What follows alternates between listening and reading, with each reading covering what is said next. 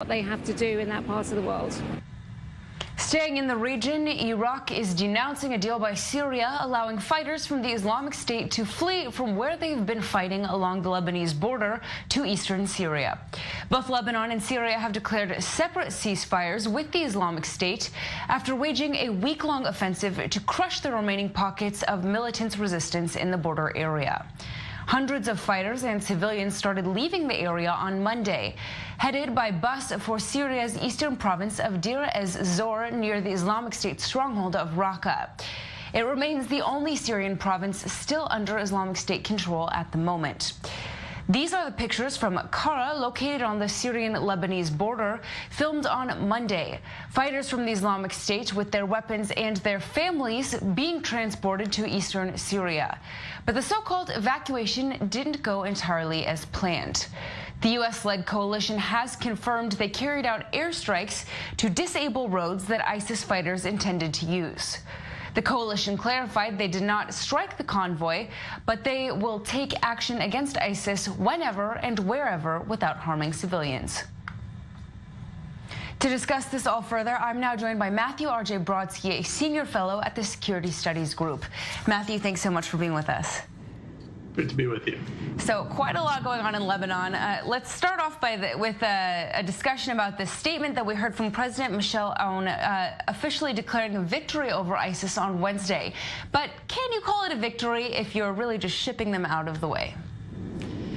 Well, really, there's a difference between what is reality and what is the farce that is going on. And that instantly doesn't just apply to Lebanon, but that applies to Syria. It also applies to the U.S. It applies to Iraq as well. So to peel this apart, you have in Lebanon, Aoun says this, of course, it's a victory for Lebanon if you believe that that the Lebanese armed forces, and he represents all of Lebanon, and that Hezbollah has nothing to do with it.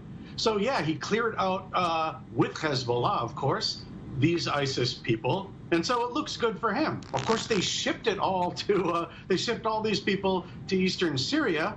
And all of this is basically under the control of Iran. So it's really a farce. But, yeah, he's certainly in his parallel universe that they live in. He can claim that. And it sounds good, and then people will nod their head and smile. But it's just so far removed from what reality, in fact, is. Well, we certainly know that at least one country in the Middle East is outraged by this, and that's Iraq. We're seeing these ISIS militants being shipped very close to the Iraqi border. After Iraq kind of had a victory recently, pushing ISIS out of Mosul, and now should they be concerned about these fighters once again reemerging on their border?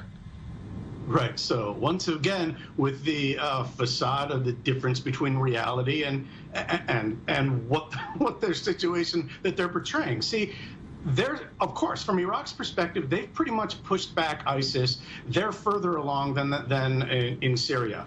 So, right, if the government says, why would I want to have a whole bunch of ISIS fighters, next to me? Okay, sure.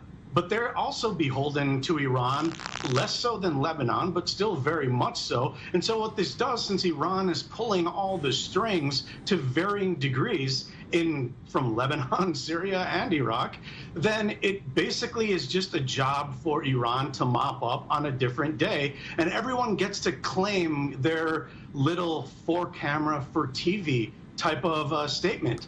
Iraq is outraged. Okay. Lebanon, they declare that it's that a great victory. Okay, sure. But in reality, this is all just they're going to end up in another battle, and that's going to happen, I'm sure, in the next coming days. And this all is, a carefully scripted play that we're all supposed to fall for. Now, another party I want to ask you about in this whole situation is the United States. Obviously, the U.S. is heavily involved in the Middle East, but in this situation specifically, we know that the U.S.-led coalition did carry out airstrikes. They say not on the convoy itself, but on roads that the Islamic State militants would have wanted to use.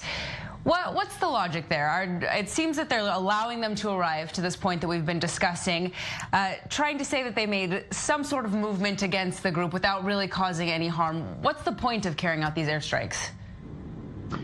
It's essentially pounding one's chest and growling is what that is. The Colonel Ryan Dillon, the spokesman for the for the coalition forces, said that they are essentially came close to using the phrase from Top Gun, a target-rich environment of sorts, so that they would like to strike them.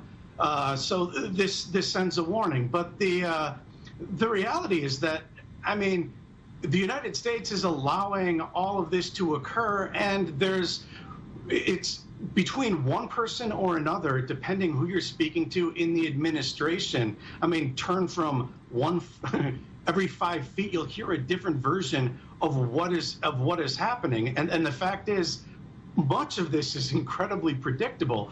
But, you know, the United States doesn't have a plan currently for Iran. I was told of 2 months ago from the National Security Council that when I asked them, is the United States okay with Assad remaining in power or fighting alongside Assad? The answer was, well, that's if they could, you know, actually make it there. I don't think that there's any way that, you know, they could fight in Deir ez-Zor. Well, now they're there, right? So it's 2 months later. They didn't plan for it, and here you have a coalition spokesman who's pounding his chest and saying what he needs to say. But it's, again, the difference between reality and what's being presented. Well, as you said, Matthew, it sounds like a lot of different parties are trying to take the credit for a positive situation when not too much has actually changed. Thank you so much for that analysis and for being with us. Oh, it was a pleasure. Coming up, we've got the latest news on Tropical Storm Harvey, which has killed at least 28 people and displaced at least 30,000. We look at why Harvey has been so devastating after the short break.